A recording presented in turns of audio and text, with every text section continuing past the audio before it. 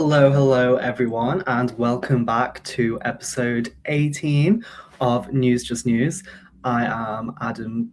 I am a writer at newsjustnews.com, and I am joined, as always, by the lovely Anna Ferraz. Hello. Hi everyone. Hi Adam. Hello, welcome back. As always, we talk about news, pop culture, music, film, everything, and you can find all of this and more at newsjustnews.com. So I think the big thing recently, we have to talk about it, of course, is the Oscars. Come on, Anna, break it down for us.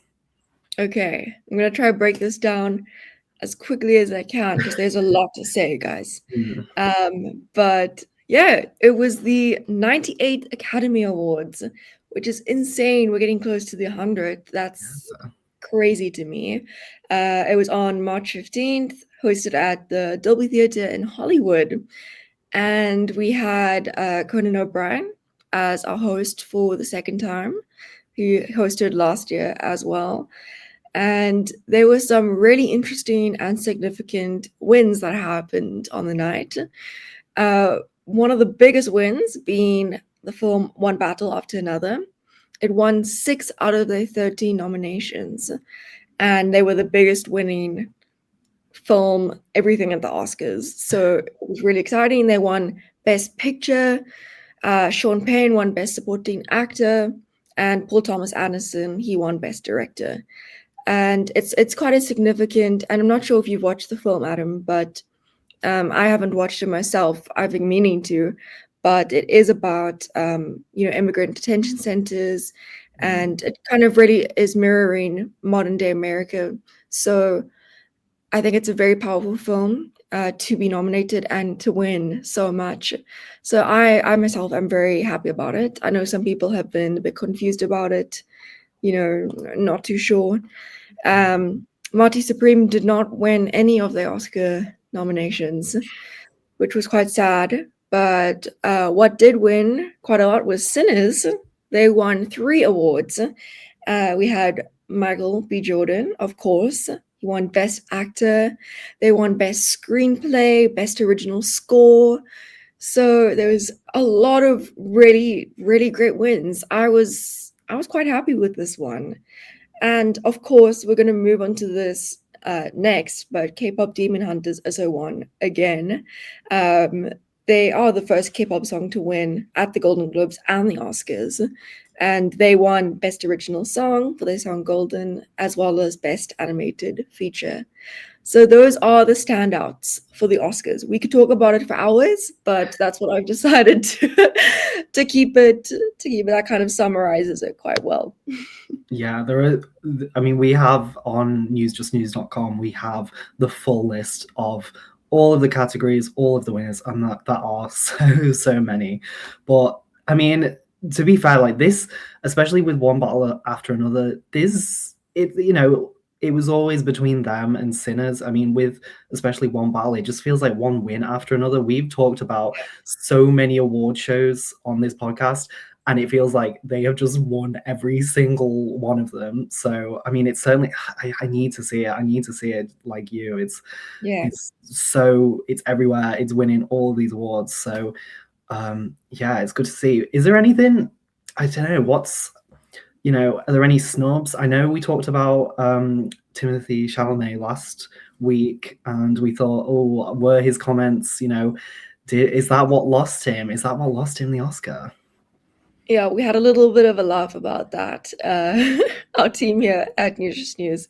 Not a laugh at the film. It was a great film, but because of what we said about the whole comments that Timothée made about ballet and opera, I mean, I don't think it was a direct influence on on all of their losses. But I mean, yeah, it was quite crazy that they won none of their Oscar nominations. And they had a significant amount. I think it was about 9. I could be mistaken.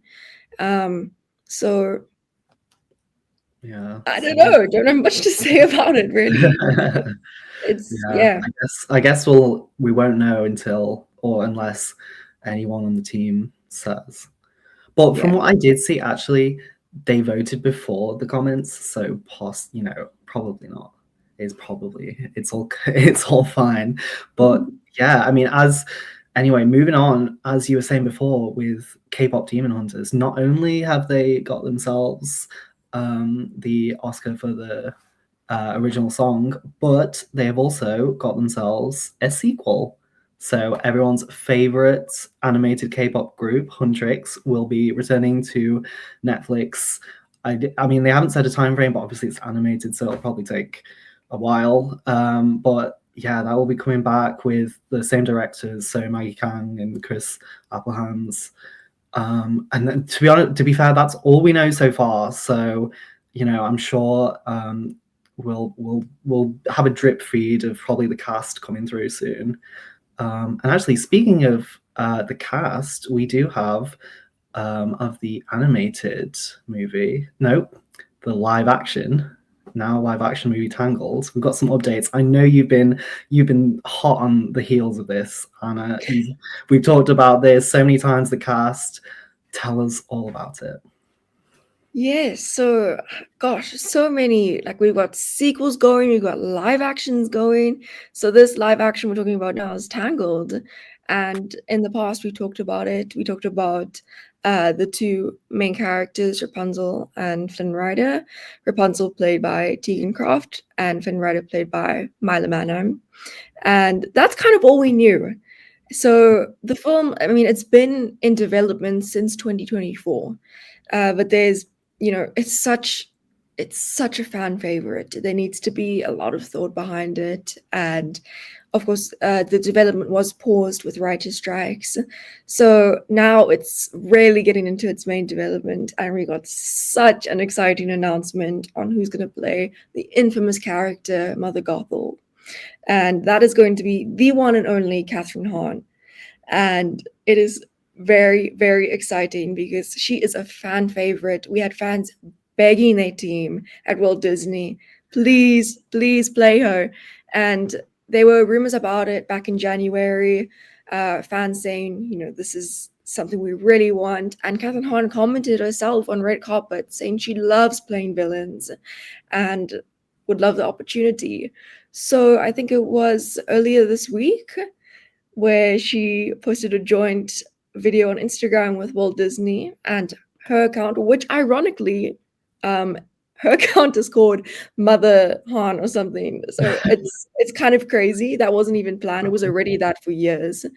And she kind of nonchalant said, hey guys, I've got this t-shirt. What do you think of it? And then she backs up and shows this very decorated t-shirt full of photos of Mother Gothel, and with the bottom saying Mother Gothel. So that kind of just confirmed it. Walt Disney confirmed it, basically saying, we heard you, fine, we've casted her.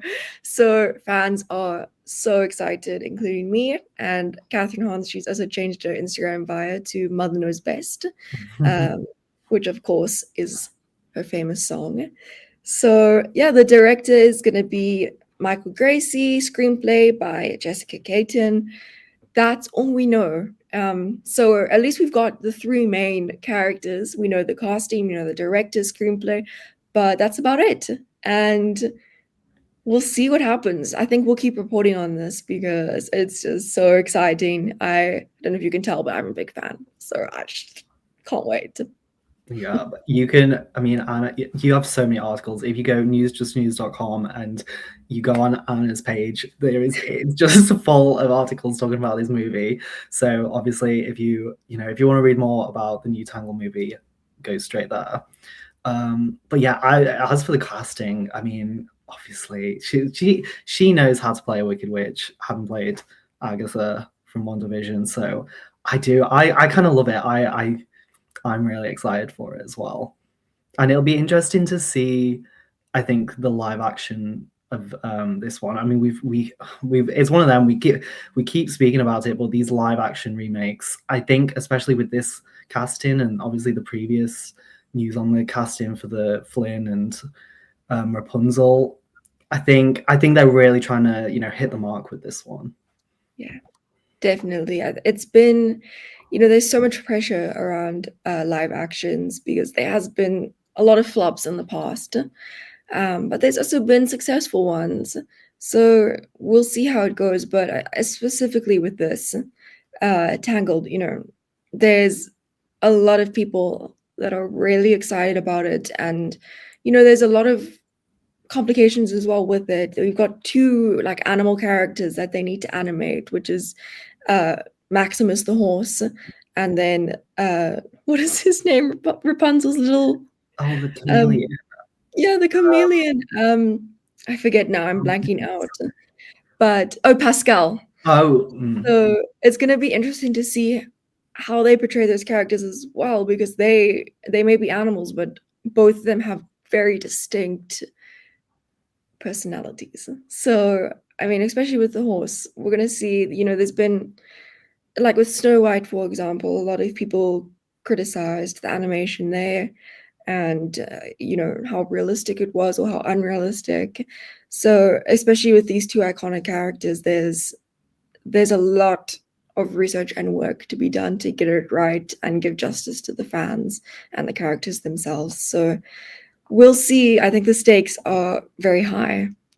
Definitely. And I mean, as you were saying Snow White before, I mean, I don't know if you saw, but the Razzies, so like I forget which category it was, but it was, I think it won in quotes a Razzie, the Snow White adaptation, because I mean it was universally panned. So I think they're really taking their time on this one. So I'm excited to see. I'm excited to see it.